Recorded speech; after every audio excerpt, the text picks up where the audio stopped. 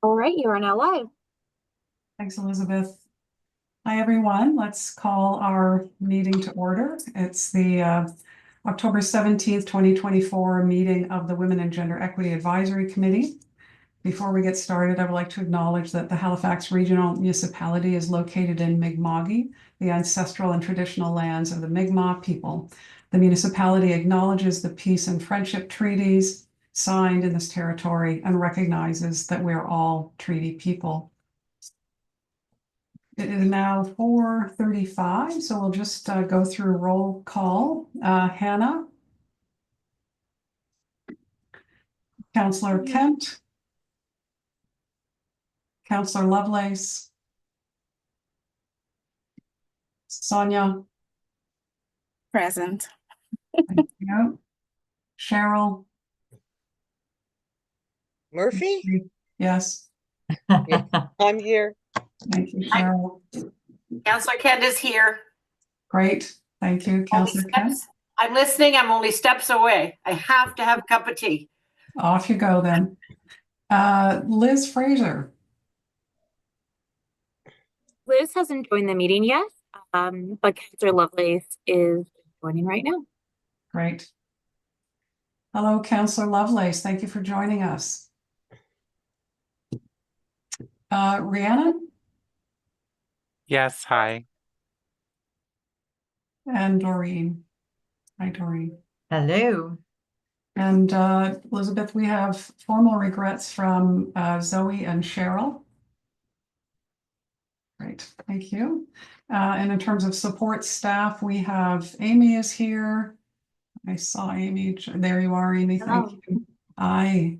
Bailey is here. Hi, Bailey. Hello. Carla, I understand, is running a little bit late, but will be here. And Elizabeth, of course, is here. Thanks, everybody. So if we can move on to item number 2, approval of the minutes from September 19th, 2024. Are there any errors or omissions of the minutes as circulated?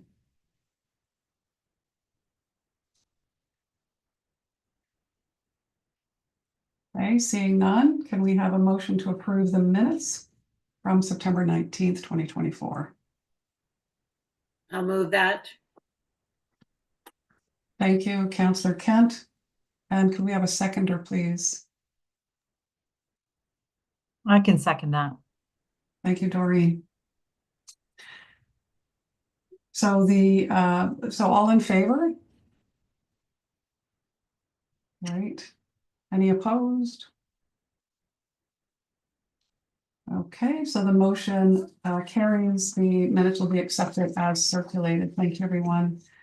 You can move on to item number 3 then. That is approval of the order of business and approval of additions and deletions. Elizabeth, were there any additions or deletions from the clerk's office? No additions or deletions were received by the clerk's office. Great, thank you. Could we have a motion to approve the order of business? Need a mover and a seconder, please.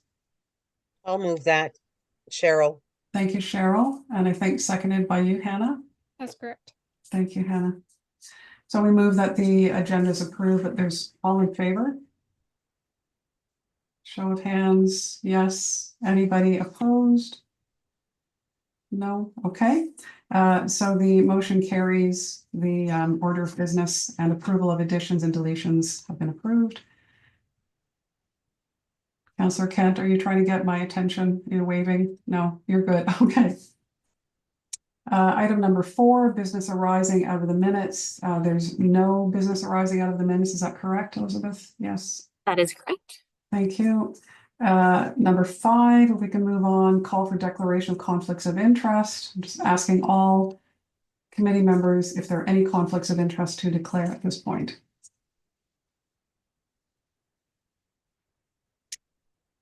There are no conflicts of interest. Great. Thank you.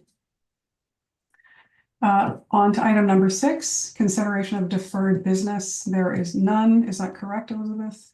That is correct.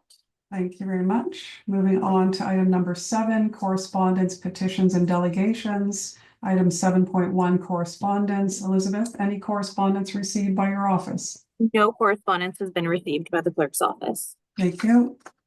Item 7.2, petitions. Any petitions received by the clerk's office, Elizabeth? No petitions have been received. Thank you. 7.3, this is in regards to presentations. There are no presentations today. That is correct. There are no external presentations on today's agenda. Thank you. Item number 8, information items brought forward. There are none. I believe that's correct as well. Yes. That's correct. Great. So we move on then to item 9.1.1, which is the overview of policymaking at HRM. And I'm pleased to invite Kathy Collette, who is the Senior Policy Advisor, to address this issue. So Colleen, I understand that you don't have slides, but we'll turn the floor over to you. And if everybody could please mute your mic while Kathy's speaking, that would be great. Hello, can everyone hear me all right? Yeah, okay, great. Nice to see you all. It's an honor to be here today. It's especially a really unique experience for me to be delivering this presentation because I started my career with HRM in the clerk's office 12 years ago, reporting to Cheryl Murphy. And I'm sure it was probably Cheryl who first taught me about the different types of policy at HRM. So I almost feel like I'm here kind of doing a verbal quiz, and Cheryl will jump in if I make any mistakes. But it's really nice to be here. So thank you for having me. I didn't bring slides because I think the information to share is probably very simple. I think what will be potentially more useful and interesting today is to answer any questions you might have, and I'd love an understanding of what the committee is really interested in relationship to the policy process. So I'll give a very quick preamble of what I think might be relevant, and then happy to answer any questions that come up. So the policymaking process at HRM, it's twofold. We have two types of policies: counselor approved policies or council approved policies, and corporate approved policies. And in the same way that we separate kind of operations and policy, a council approved policy would be something that was, the direction of council, where most of our policies are actually corporate approved, and those are operational. And that could span anything from how you, submit your mileage to how you claim for reimbursement on conferences to respectful workplace and code of conduct. So those would all be corporate approved policies that would go through kind of one stream, and the final authority for approving those would be the CAO. A council approved policy would usually come from the request from a council motion, and that would be more kind of all-encompassing policy direction. That usually wouldn't be staff initiated unless there's a very clear reason for it. Corporate approved policies, so things that are going to the CAO, that could come from the CAO. This year I've been asked to write a whistleblower policy that came from the CAO. I was asked to support human resources and updating our respectful workplace policy. And right now, I just finished supporting D&I on an anti-Black racism policy. So 3 very, very, different policies, but all will eventually end up on the CAO's desk for approval. And for the council approved policies, that would usually, once everybody who's involved in the writing process has had their eyes on that, the approving body, it goes straight to council. For corporate approved policies, it's as different as what the policy is. So if it's something that affects all employment, all employees, and maybe has an impact on employment contracts, like our flex work policy, we have a duty to consult the unions. We would consult senior management. Every policy would be reviewed by legal and by finance, sometimes by IT. And then the ultimate approval body is the CAO. Other policies that might not have necessarily financial implications or employment contract implications, we wouldn't send those to the unions for consultation, but everybody would be kind of informed once they are approved. So in terms of, the policymaking process at HRM, the kind of nuts and bolts of it, it's fairly simple. The more complicated stuff is, why do certain policies get written and not other policies? And what is the, what's the kind of impetus behind them? And I'm really curious about the impetus behind the committee asking for more information on this. And I have a feeling it's probably for a very good and interesting reason. So I would love to, I'd love to hear from committee members what do you want to know? And I'll do my best to answer those. Great, thanks very much, Kathy. We'll go to our speakers list and have individuals ask their questions of you directly, and then we'll I have a couple of questions for you, but I'll wait till the very end. So we'll start with Hannah. I actually don't have any specific policy questions right now, but I am interested to see what other committee members have to say, and I'm hoping other questions will come up based on the conversation. Thanks, Hannah. That's great. We'll move along then to Councillor Kent. Any questions that you might have about policy making at HRM? Yeah, I guess the question that a couple of things. Every day I learn something new about the municipality. This is actually really good information, Kathy, for all of us, I'm sure. What I want to know is, what is the space within policy development that includes a gender analysis? Do we have that kind of approach?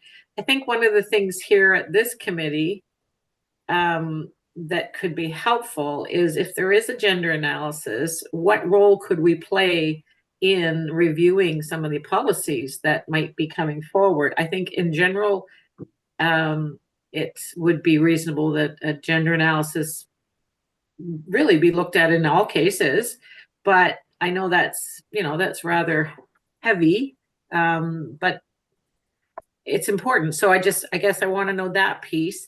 The other piece is, I think what we're struggling with is, at least I do on this committee, is knowing what is the process for us as a committee that's struck to influence two things. One, the general policies, but two, policies that have the largest or the greatest potential impact on women.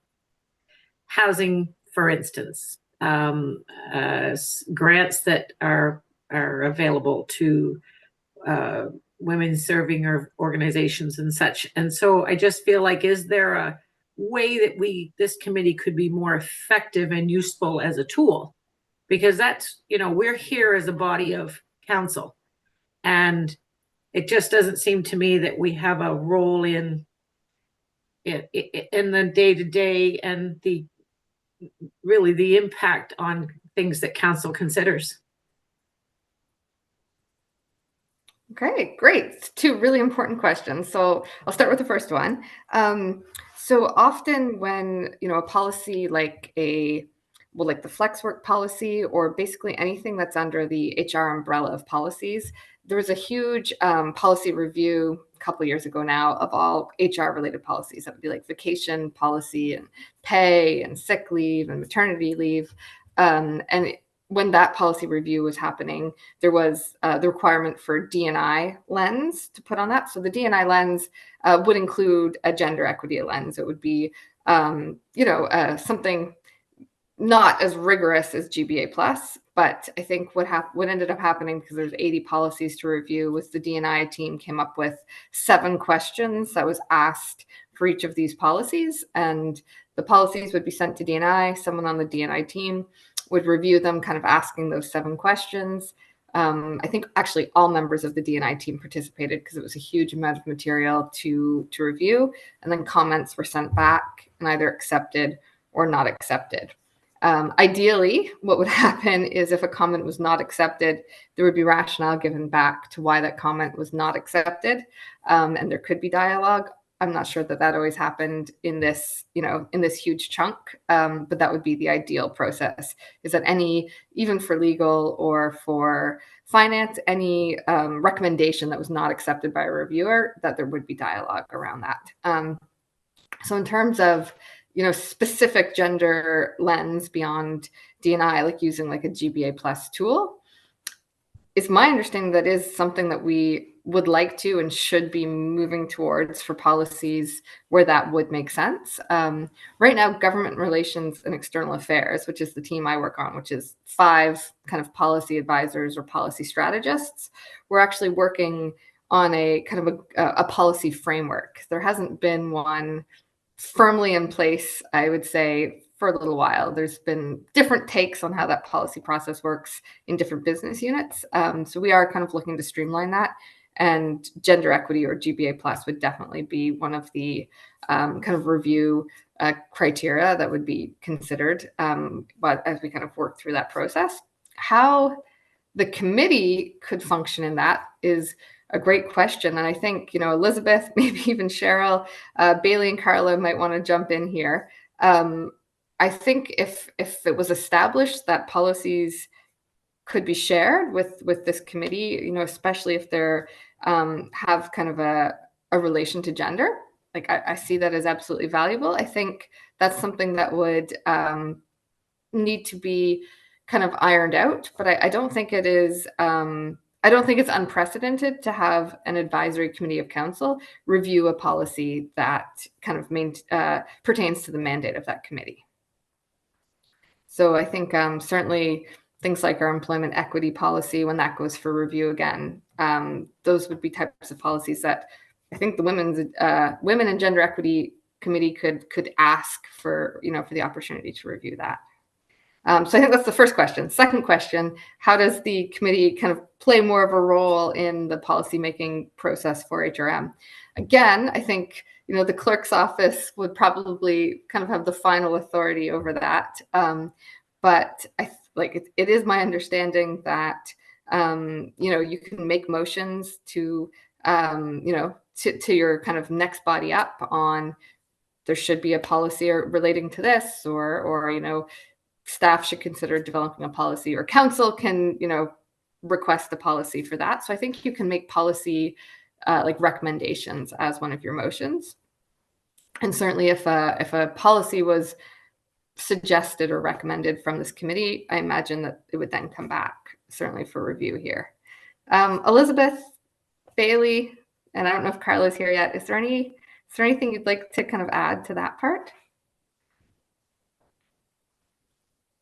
I can definitely speak to the clerk's office component of it in terms of HRM policies, reviews, and that sort of thing being brought before the committee. That is something I could certainly look into, or something that Amy or Bailey or Carla might have some more information on. But in terms of sending motions to the Executive Standing Committee, we do have a form which has been shared with the committee before. And if anyone is interested in putting a motion before the committee, you'd fill out kind of a request form for consideration, the motion that you'd be proposing, and you would, members would be encouraged to work with the clerk's office in order to craft a motion that is appropriate within the municipal jurisdiction and kind of follows the standard wording that motions have within the municipality.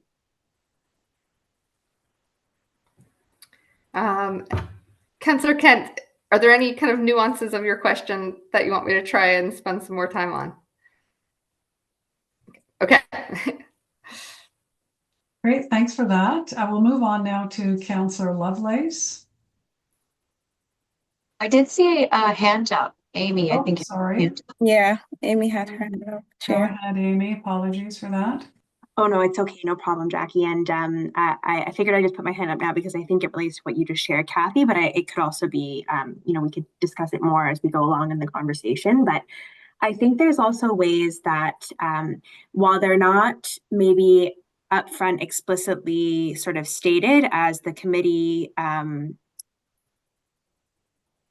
influencing policy, that in the work that the committee does, there is sort of this domino effect that happens in terms of prioritizing work. So I just think about the two reports that arose from the Women's Advisory Committee, two motions that myself and Bailey and Carla have worked on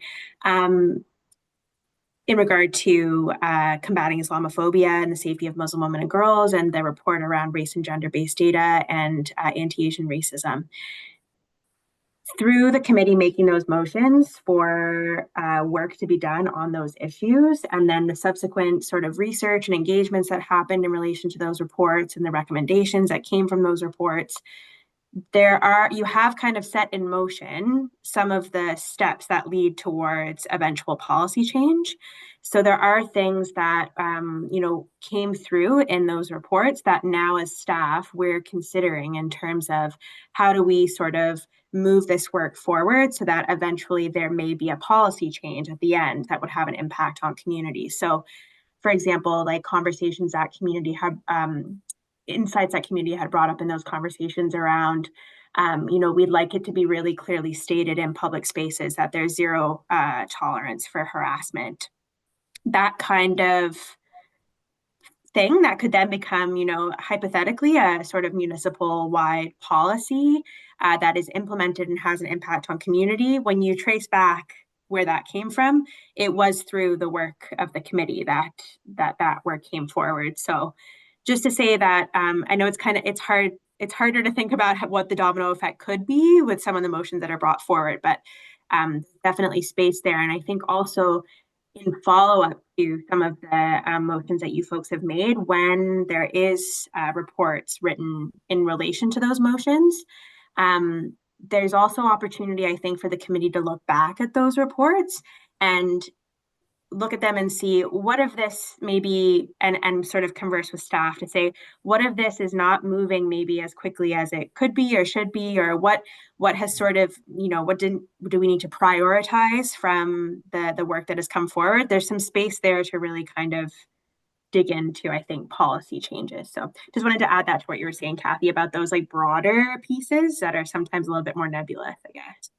Yeah, thank you so much for that. And Amy's, 100% right that like within the policy arena, there's more than something on a template titled a policy. And the policy arena kind of includes ideological shifts, conceptual shifts, operational behavioral shifts of, the organization. And that is kind of part of the broader policy making process. So I would say the committee absolutely is already involved in that. There's kind of big P and small p policy. Sorry, Councillor Lovelace. No, that was really good because you just outlined my question, where my question is coming from. So I continue to be concerned about document management and hierarchy of content. So when we have committee members coming on board and they have these great ideas, we don't necessarily know what the historical information is as far as what's come forward, what kind of the previous business plan was for the previous committee members. But we don't have that storytelling as far as how did we get here and what is in play. So I would like to see the clerk's office, working with staff to get a better understanding of how we can continuously have that historical documentation so we can end up with a framework of policy approaches that actually match the business plan and that kind of overall goal setting work that committee members are doing. And I'm just wondering if you can speak a bit to that. How do we actually get to that point, Kathy, where committee members are volunteers, they're dedicating their time to this, they come with great ideas, but it's a blank slate when we start. So I would like to see volunteers be able to use their time more effectively to see the work that's been done, see the work that's in play, and get a better sense of how do we put forward the policy changes. And it could even be that list of policy documents that here's the last time it's been looked at by this committee. Here's the list of policies that have never been considered by this committee, so that we can get to work faster. Because you will have some new committee members once the election takes place. And I just think it would be really helpful to have that historical understanding and documentation for staff. And I see some heads kind of nodding like, yeah, that might be helpful. So Kathy, how can we make that happen? I feel like if I answer that, I'm going to be in part answering that from a hat that many of us share, which is the clerk's office hat, the shared experiences we've all had there. And I certainly remember being a legislative assistant and, when the committees would turn over and, the amount of like work and, the importance of that storytelling, as you describe it, of like, this is what the committee before you was kind of dedicated to. The committee that keeps coming to mind right now is like my work with the Accessibility Advisory Committee a long, long time ago. you wanted to keep the traction and the momentum of the work being done as the committee members and as the chairs kind of changed. And the onus there was really on the legislative assistant to provide like really great kind of briefing and historical, knowledge as the committee members shifted, and which I'm sure is still happening in the clerk's office today, even though I haven't been there for a while. So I think, the question about how do we make sure that kind of work and brain power isn't lost is probably jurisdiction of the clerk's office. But in terms of how that kind of relates directly to like reviewing policies, I think if reviewing policies was something that this committee wants to do, I think absolutely like creating a list of the policies that, are prioritized for review, and then kind of checking off the list as you go would at least create a document or like something tangible to kind of hand forward of like, the committee has set out to review these 12 policies. This committee has gotten through 3 of them, and that kind of passes the baton. And I think, there are some policies that are kind of would make more sense than others to review.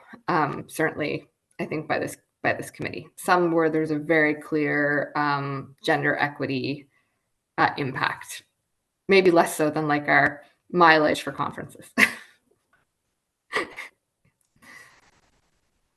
Great, thanks for that question, Councillor Lovelace. Let's move along. Sonia, you're up next. Any questions that you might have, please go ahead. Hi, Kathy.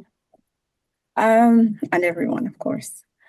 Well, I don't think I really have a question. I mean, I'm a senior policy analyst on this side of the province, so I get the gist of everything you said.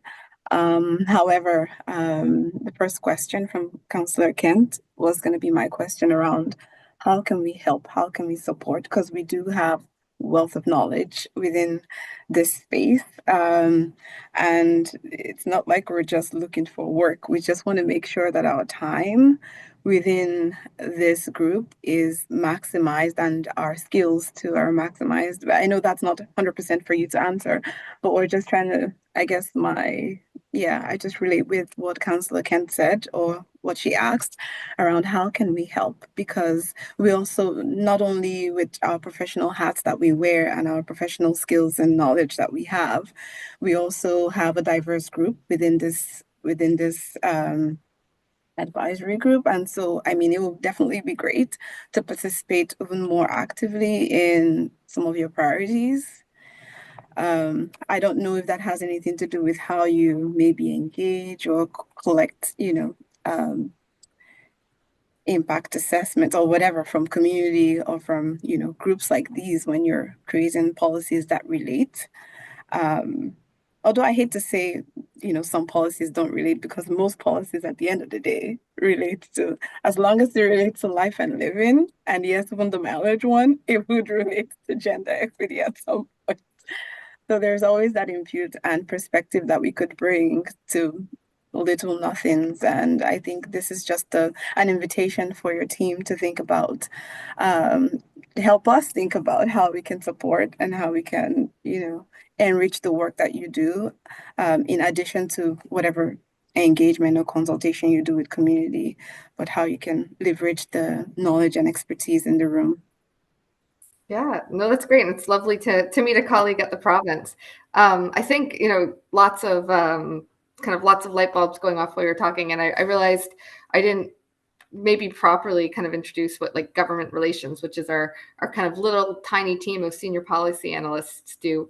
We're not really the ones who drive the policies. So we're like the policy support people. Most policies would not be initiated or kind of like led by our group. So when you talk about like the engagement, that would be usually done by like the policy author. So for example, like our respectful workplace policy, that was led by HR. And so, my role would be kind of to support, to make sure that it's following the policy process, it's being written as an actionable document, the format, the template, the language works. And so same, for the anti-Black racism policy that my colleagues in D&I have just actually, I think just sent for approval, actually maybe just got CIO approval for.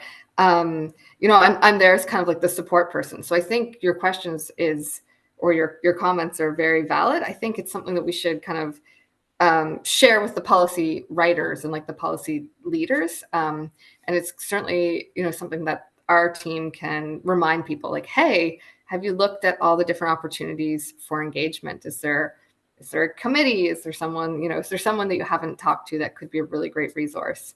And remembering that this committee, you know, might be a good stopping spot. Yeah.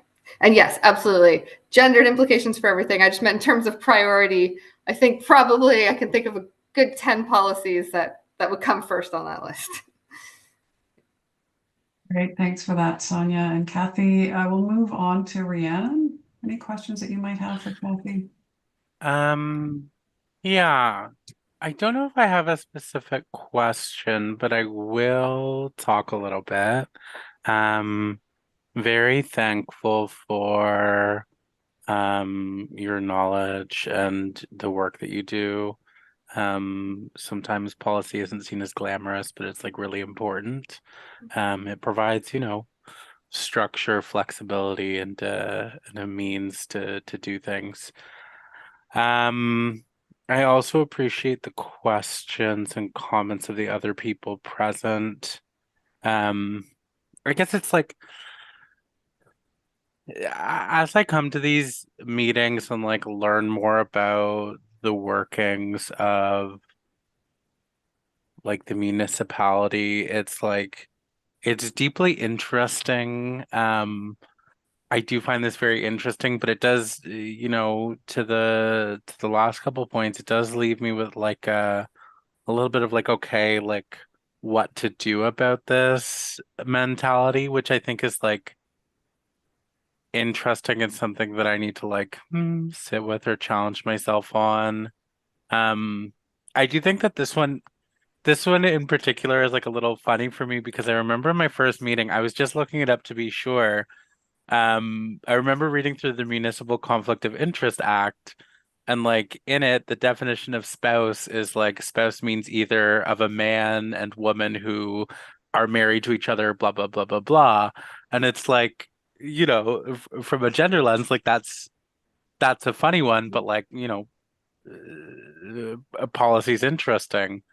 So I don't have anything like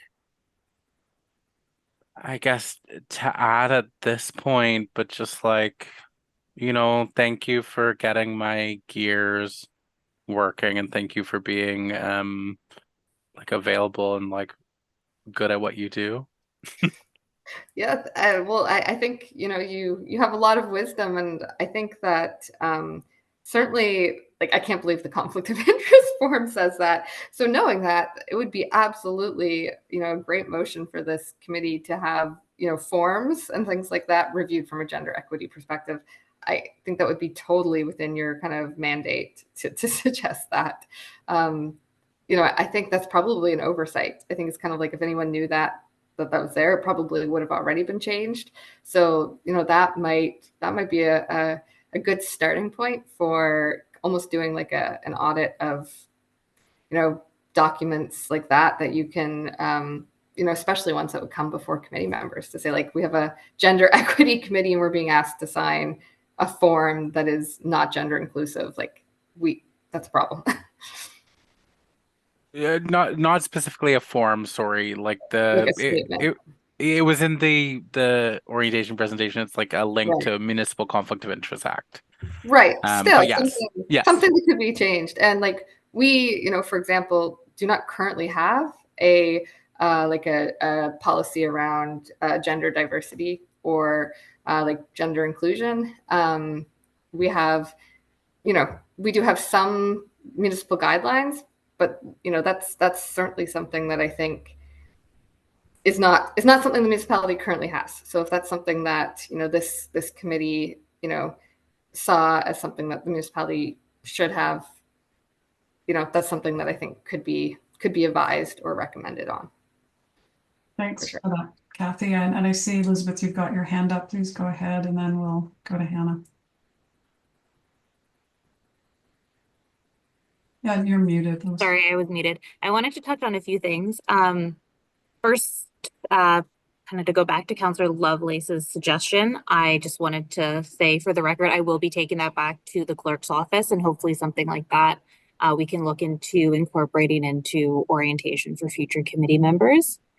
In terms of what you just mentioned, Kathy, about the gendered lens, I can't speak to that, but I do believe a member of the DNI staff might be able to, as there was a recent report that went before council, to have that included in the staff reports that come before council. I don't know if Bailey or Carla, if you're able to speak to that, just with to add some clarification to that policy that's to be enacted, or that, I guess, kind of portion of staff reports.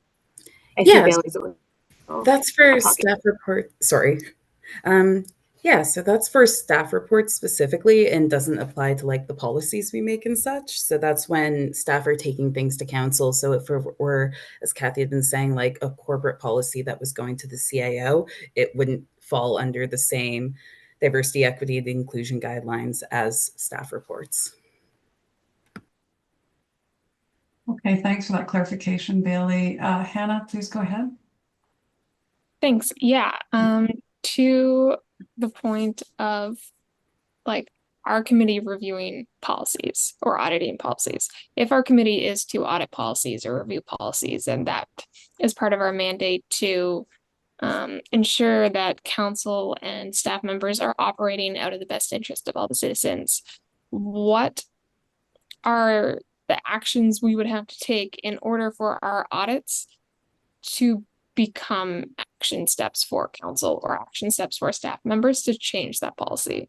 Are we going to encounter a bunch of roadblocks from auditing policies and then get frustrated with all the roadblocks, or will it actually be pretty seamless to invite that change in? Yeah, and so sorry, when I said auditing, I didn't necessarily mean like audit all the policies, but like certainly like if it's a conflict of interest, like, you know, almost like auditing texts and forms and things like that.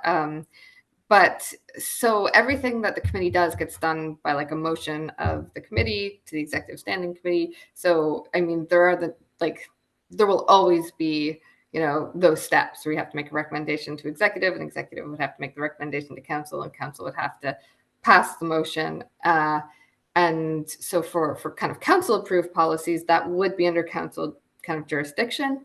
I think if it was a corporate approved policy, I don't think necessarily council would give the direction to change a corporate approved policy. But I think getting feedback from the committee, you know, is valuable, and it always depends on who owns that policy. Like, so for example, I think if, you know, if this committee, once it's released and approved, was to read, you know, maybe as the group, the anti-Black racism policy, and if they were to see something in that policy that, you know, wasn't or could be improved using a gendered lens, and they were to make that suggestion back through a motion, I imagine that would be pretty quickly actioned, you know, through that process. I think every policy kind of is owned by a different business unit. So it's hard for me to kind of speak to that, because we don't approve the policies. We support people getting them through the process. So I think I can only speak to the colleagues that I'm currently working with on policies now, how, you know, there's always the potential for frustration in municipal government. Yeah. And Cheryl's hand is up next, and I'm sure, you know, she's the one who taught me that. And Cheryl, you're actually next on the speakers list, so go ahead, please, with your questions and comments. Okay. Hannah, Kathy's exactly right. There will always be frustrations. There will always be roadblocks. There will always be reasons that people or that staff don't believe that it should move forward. In the end, if it's a council policy, it's council's decision, right? And if it's a corporate policy, it's the CIO's decision. So, I mean, that's the long and the short of it. Anyway, I have two things. I have some. I just wanted to ask you a question, Kathy. When you did your policy, worked with staff this year on policy. Did you have any gender lens over it at all? So when we were working, how to find the line between saying the right amount and not too much. So when you're the policy advisor and a different business unit owns the policy, sometimes there can be almost like competing priorities. Especially there can be competing mandates from the different folks working on that policy. So my background is in social justice, so I try and bring a gendered, anti-racist, social equity lens to everything I do. My portfolio in government relations is social policy, so that's the part that I'm deeply invested in. That doesn't necessarily mean that always aligns with the priorities of the people working on the policy. So it's always an exercise in diplomacy and collaboration. But certainly, whenever working with the D&I team, never any pushback there on putting a gendered lens on the policies that we're working on. And then the whistleblower policy, which is the only policy this year that I've got to kind of own, certainly tried to put a gendered lens on that. Thank you. And when we talk about historical knowledge, does this committee have an annual report? I don't know the answer to that one, but I bet someone here does. I'm looking at Elizabeth, right? Yeah. Yes, the committee does have an annual report that goes to the executive standing committee. That is another document that definitely, maybe not even just during the orientation process, but can and should be shared with the committee every year. I believe this year's one was shared with the committee. It did go before executive, and the chair at the time had gone to executive to present that report to the ESC. But yes, definitely a helpful document, even from past years, that could be shared with new committee members. And that was my thought, Elizabeth, that not only the most recent annual report, but a couple of annual reports back would provide the committee some background to overall. Okay. I think I had something else, but now that I look at I think it's been answered, I'm pretty sure. Thank you. Thanks, Cheryl. Councillor Kent, I see you've got your hand up. Please go ahead. Yeah, thank you. So I know we're talking about policy today, but and I guess this could be maybe within our terms of reference, but I just want to throw it out there that, I mean, yes, could we have an influence on policy? Could this committee not, and maybe the clerks can respond on this, could the committee not sort of sanction and or lead some community engagement around the kinds of issues that we have, that we're at the table? I think that if we're going to advise, it would be, we have a reach here. We have some really solid members and we all have a network. Is there a way for us to actually bring more voices to the table that we then draw on? We each have our own now, but from a municipal perspective of being, this committee being effective and useful, if we had some roles, in, for instance, the election that we're in now, the campaign school, for instance, that kind of thing, is that, can we lead some of those things? Because then we bring all that back into the table and we can create reports, information reports for council to look at, and maybe then their thoughts and my thoughts and Pam's, of course, we would potentially have opportunities then as well to put motions on the floor from this committee due to that kind of work. So I'm just throwing that out there. Great. Thanks for that, Councillor Kent. Please, Elizabeth, go ahead. Yeah, so thank you for the question, Councillor Kent. Just from the clerk's office perspective, I don't have an answer to that question right now. I do have the terms of reference up right now just to kind of search through. It doesn't explicitly say or mention anything about community engagement initiatives in the terms of reference.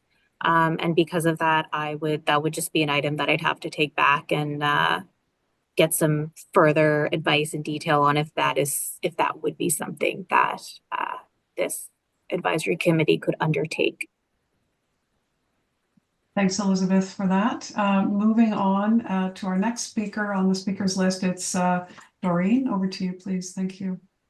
Thank you, Jackie, and thank you, Kathy. I really appreciate that you shared a little bit of yourself and your background when you talk about the lens of social justice that you are using. So I have a comment and then a question, and it's going to, let me frame it in, all of my comments are going to lead towards, I'm a little bit concerned about this committee putting itself forward as the people that would review policy. I fear the amount of, when I say I fear, I would almost guess that there would be a lot of work that would have to be put into the committee so that we could be well versed enough to be able to, I'm going to be a little blunt, just to be able to be intelligently able and capable to guide policy. So absolutely bringing voice to the table is critical. And I'm a 100% believer in that, but I fear that we could get bogged down. The last thing any kind of bureaucracy wants are other barriers or other things that could be seen as barriers for slowing things down. So I'm a little bit concerned about that. But something that you said really piqued my interest. Just to give a bit of background, I, like Sonia, worked with another government and we had a policy on policies in our department. So it's a bit like the framework I think you were talking about and alluding to. And it didn't give anybody the excuse not to include voices. So it gave our policy support folks that framework or that document, because everybody can agree on how policy should be developed. And I think we could really be able to advise on what that framework or what parts of that framework could look like, because there would be different pieces for other folks, so that policies that might not seem to be applicable to have an inclusive voice, whereas I can't remember who said, every policy, as long as it touches humans, will need to have an inclusive lens, no matter what. So I'm wondering if you could speak a little bit more, because you talked about, I don't know if there's a framework, people are thinking about a framework on how policy should be developed, or if that is something that would be useful or helpful. Some advice from our committee could be that a framework be developed so that lenses be included in all of the work. We can't be the only voices for women in the whole municipality. Can't just be us. Or for gender. It's got to be other folks. It's like any other equity seeking group. They cannot be the only people speaking up for that XYZ, whatever that is. We all have to do that at all times. So I can really see a strength of a good framework being able to help move forward this kind of a work. And that's the kind of work I know we as a committee could probably be a little bit more suggestive about that. Sure. Yeah. So much of value there. So, absolutely. I misspoke if I implied that I thought this committee should start kind of a policy review of all the policies. And also absolutely agreed that every policy that touches humans has a gender impact. I'm thinking, for the same reasons that you state, that if this committee really wanted to have an impact on like in the policy making process, picking like a policy, whether that's we really need to advocate for a gender equity policy to be created, or whether there's this one policy that we find especially problematic that we as a committee really want to kind of work on that policy and make that like a project of the committee. I would see that as kind of more viable than starting a review process, because you are 100% correct. There's already too cumbersome a review process. So just to give clarity there, if I was confusing at all. And so for the policy framework, it's like we do have a policy framework, and part of that is, like the templates and the approval processes and kind of where it goes. I don't know if this is a kind of a unique thing of municipal government, but our policies are so diverse. Like we might have a policy on what garbage cans are going to be available in what buildings, and then we have a policy, a code of conduct. And so not, of course, every policy does not go through the same steps and the same process.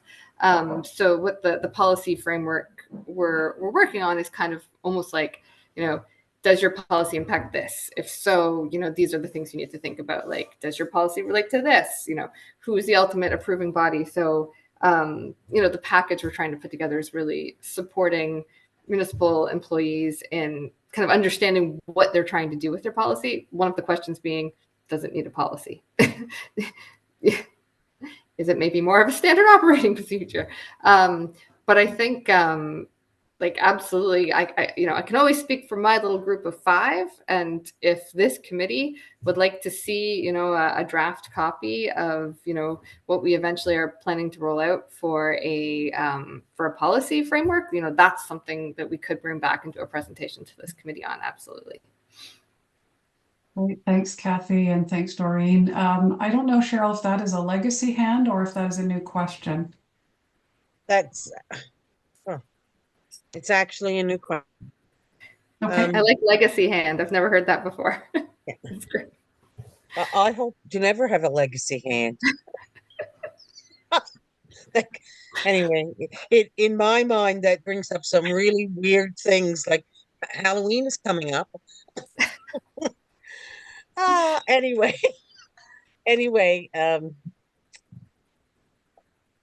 so you talked about the policy framework, Kathy.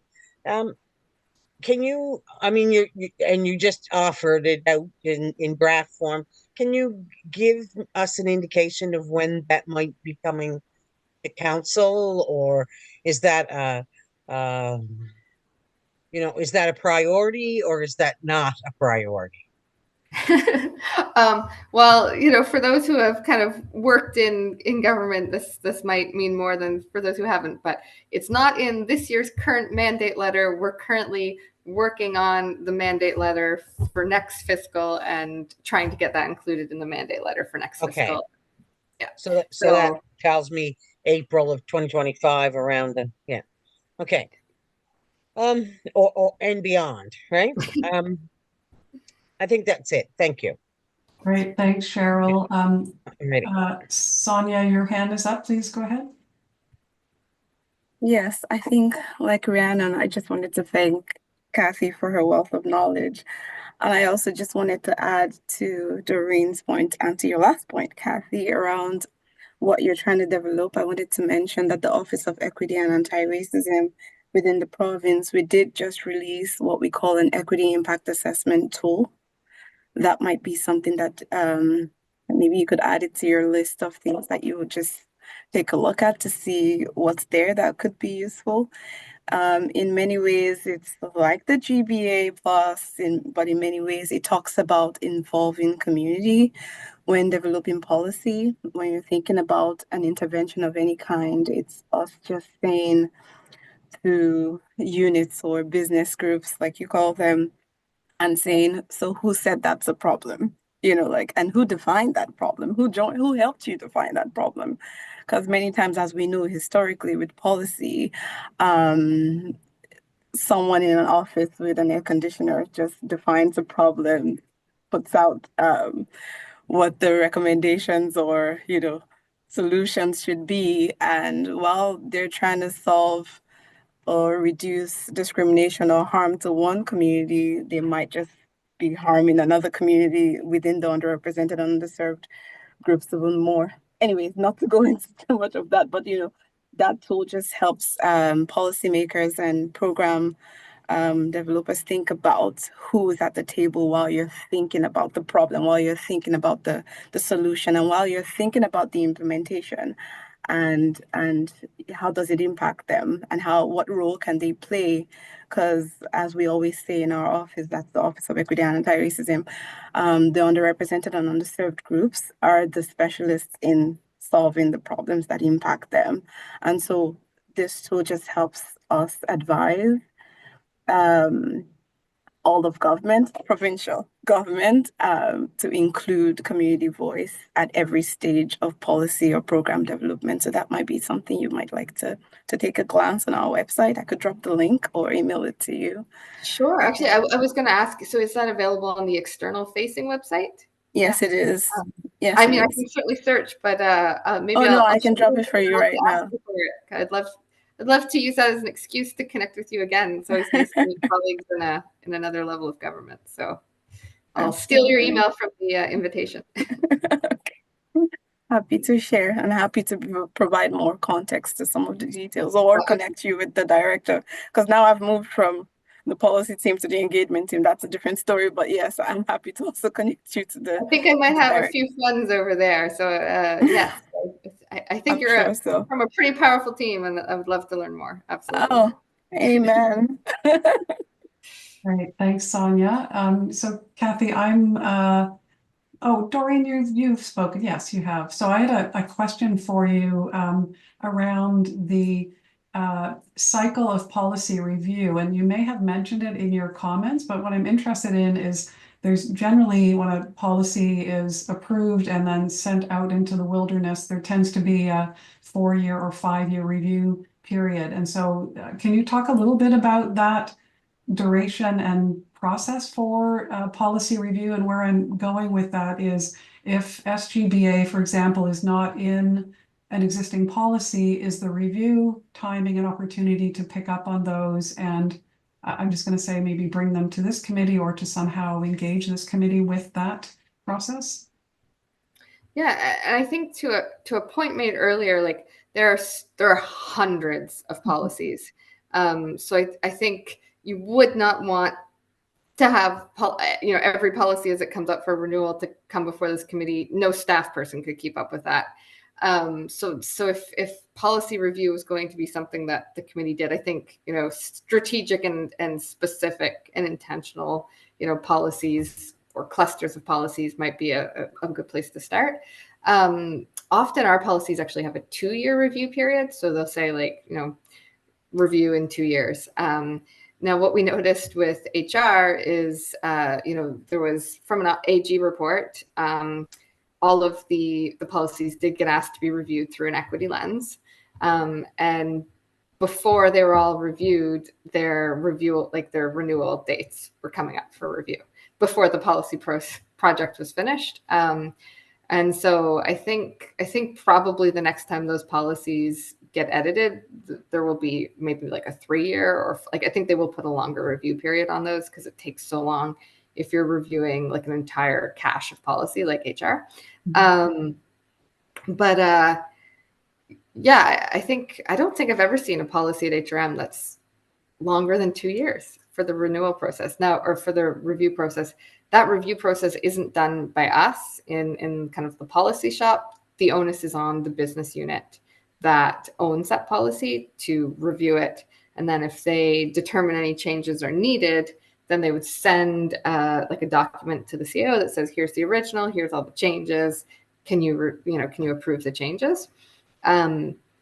If, and I think this is where like Bailey and Carla are really like your primary resources, because to another point that was made earlier, we do have a really strong, team over in D&I who is advocating and is reviewing under a gender lens, projects, policies, programs. But having, maybe having a recommendation that says when policies come up for a renewal, they get renewed, using the GBA Plus tool. Like, I think, that's something that I think would be within the mandate of the committee, something like that. So I think certainly recommendations could be made along those lines. Right. Thank you for that. And so just a gentle reminder, and it's in the chat, that one of the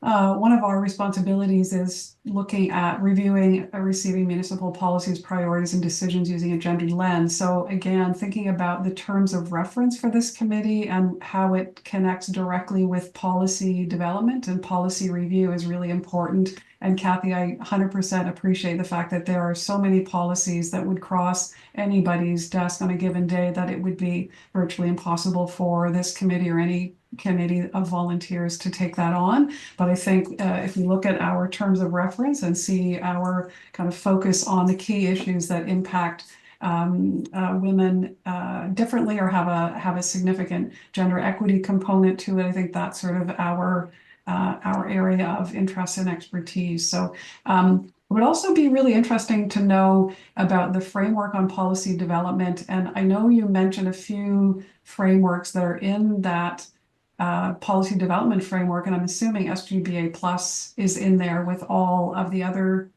sort of lenses through which policies are meant to be vetted. Is that what I heard, or is that I'm misunderstanding or misinterpreting that? So right now we don't have, right now the policy framework, the existing, which is quite old policy framework at HRM that long predates HRM's bringing in GBA Plus, is just like a list of like who needs to approve what and basic templates and things like that. So the policy refresh that we're going to do will have recommendations on different frameworks that should be considered, and then again that would be something that would be approved by the CAO for corporate approved policies. I don't think that I think the gender equity lens, I think we might be talking about both like staff reports and policies here. So the gender equity lens on staff reports, that's something that council that has gone to council.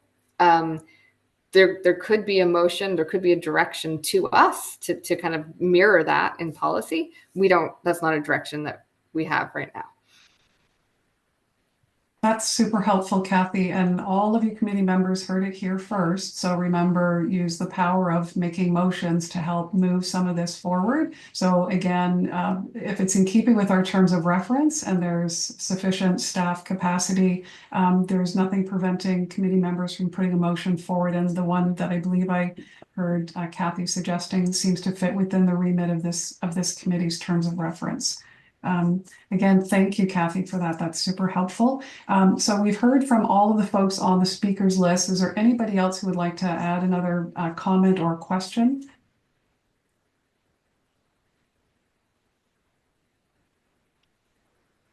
Okay, so seeing none, I'd just like to thank you again, Kathy, for joining us today. Appreciate your sage advice and the great work that you're doing. And again, thank you for spending time with us today. Well, thank you so much for having me. It was really lovely to meet you all and to see some of you again. And yeah, I hope I get to come back here again and present to you a policy framework. Thank you, Kathy. I'll be in touch, Sonia. Okay. Thanks, Kathy. See you later. Thanks Bye. so much. Okay, so just a brief debrief, if you will, from that. I think there are a couple of things that we heard from Kathy that would really be helpful for this committee to think about in terms of putting motions forward. And as you may recall, Elizabeth sent around a form for you to look at in terms of putting a motion forward. So please use the power of motions, which is essentially what we have at our disposal to move items forward. And there were a couple that I heard. One is to have a look at the motion around the framework on policy development to ensure that it includes gender-based analysis. So that's something that, and again, I'm chairing this meeting, so I'm not trying to give you direct homework assignments. I'm just basically saying that what we heard from Kathy today suggests there are a couple of opportunities for us to actually action some motions. The other piece that I heard, and I'd be happy to hear your thoughts on this, was the idea of having a historical record of documents and policies related to the work of this committee. And I think that was, if I'm not mistaken, that was Councillor Lovelace who had suggested that, which I think is a really important idea. And the other piece is annual reports. And so I understand from Elizabeth that annual reports from this committee will be made available to you, and it would be great to review those in concert with reviewing the terms of reference with an eye to putting motions forward. Doreen, your hand is up. Please go ahead. Doreen, you're muted. Yeah, I was trying to get to the unmute button quickly, but my finger was sticking on the pad there. I should probably know the answer to this question, but it's related to that second point you made there, Jackie. Is there a shared drive that we have access to where these documents and our meeting documents sit? That is a question for Elizabeth to speak to. Okay, because I think that part kind of answers or is aligned with historical data. Is if we had a place to go find documents that's centrally located, it could help people, at least like me. Yeah, of historical documents in particular. Yeah, I hear you on that, Doreen. So over to you, Elizabeth. Yeah, so thanks for the question, Doreen. There's not a shared drive per se. All the committee's documentation and information can be found on the halifax.ca. I think Bailey's linked it there. Website. That's where all the minutes can be found. You can see the agendas from all past meetings, links to all the videos. That has links to any reports, any presentations, any motions, you can see in the minutes what motions were passed in that meeting. In terms of the annual report, I believe when you go to the homepage for the Women and Gender Equity Advisory Committee, there's just the current years or the most current, I suppose, recent annual report that is linked there. So there would be the 2023 annual report that is linked. But the 2022, 2021, I don't know if there was one in 2020, but those would not be linked there. So that is something I can look to sending those links to the committee or perhaps adding that to the kind of the main page when you go on the committee's homepage. I guess, like, yes, that's our official documentation, but I'm talking about the point that was brought up earlier for us to know what has been discussed in the past as well. It would have, having copies of the PowerPoints that have been presented or, some of the reports that are presented to us, like having a central, having something centrally located without having to start clicking through every single agenda. Might be helpful because I might not remember exactly when such and such a report was stated, or if somebody wants to talk about, I don't know, we were talking about policy today, like how would we find the information that was presented to the group today? Well, there wasn't a PowerPoint, but if there was around policy, like it would be challenging for us to do that. That's something I can take back. That's the question. But as of now, there's not anything like that exists. Thanks for that question, Doreen. There is no SharePoint or Google Drive as at this time. And I imagine for version control and document control, there's probably some policies and procedures already in place to make sure that things don't get out of hand with having various parallel universes of materials out there. Cheryl, please go ahead. I think that the annual reports for the committee would provide a lot of that information. So in summary, but would from that you could go to the website and find what it is that you need, like the full report or the all of the discussion or whatever. Okay. Thanks for that, Cheryl. And just as a gentle reminder or suggestion for our December 5th meeting, if people could please review the terms of reference for our committee, and then if Elizabeth is able to send us the one annual report is on the website, but the other 2 annual reports, if the committee could please review those in advance of the December 5th meeting, then we can look at what are the motions that folks want to put forward. Elizabeth has already sent us the form that's required for us to put a motion forward, so please do also dig that out of your emails. And if there are motions that you want to bring forward, please let Elizabeth know. And again, there's nothing stopping or preventing committee members from putting motions forward that fit within the terms of reference of our committee. Yeah, Doreen, please go ahead. Again, maybe this is just an example of my lack of total organization, but I'm wondering if in that email, or Elizabeth, that you sent us, if you could put everything we need to review, including that last document how to make motions, putting that all together, because I'm having a hard time document tracking my own emails. So I can't even, I'm sorry, it's just, I'm just having a hard time because of the way, like, and especially because of how Outlook, I'm not a natural Outlook user, so it doesn't, like, for the information I needed for this meeting, I had to dig through historical emails to try and find what it is that I needed for today's meeting. So I'm having a problem. So it's all me. Thanks, Doreen. So the ask to Elizabeth is the 3 annual reports, the terms of reference for the committee, and the form that you need to fill out for a motion. Is that what I'm hearing, Doreen? Yes? Okay. Elizabeth, is that okay? Yeah, I can absolutely do that. Amazing. Thank you. Okay, so if there isn't any further discussion on the presentation, then we'll move on to item 10, added items. There are no added items, so we'll move on to date of our next meeting, item 11 on the agenda, which will be December 5th. And that's going to be in person, if I'm not mistaken. So yay, woohoo. So we will be meeting in person on December the 5th. Any further details on that, Elizabeth? Or are we good for now? So the meeting will likely, this can also be, I can get in contact with you about this, Jackie, and can also be further discussed at the agenda review, but would likely be in Halifax Hall. That's where any in-person meetings of the committee have taken place. Okay, perfect. Thank you for that. No meeting in November. That is correct. The approved meeting schedule specified that there would be no meeting in November. This was done intentionally when the annual schedule was put together at the beginning of the year due to the election, which is on Saturday. And it's because that during that time period, there will be an appointment process for new councillors to be appointed to the committee.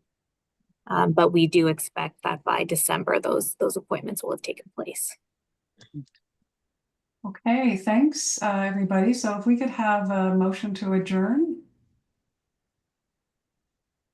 There's a whole lot of hands popping up, and I'm going to go with Councillor Kent on that one. So thank you, everybody. Lovely to see you all, and I look forward to seeing you in person on December the 5th. Take care, everybody. Be well. Thanks, everyone. Thank you. Bye, Bye. everyone. Bye. Elizabeth, do you need me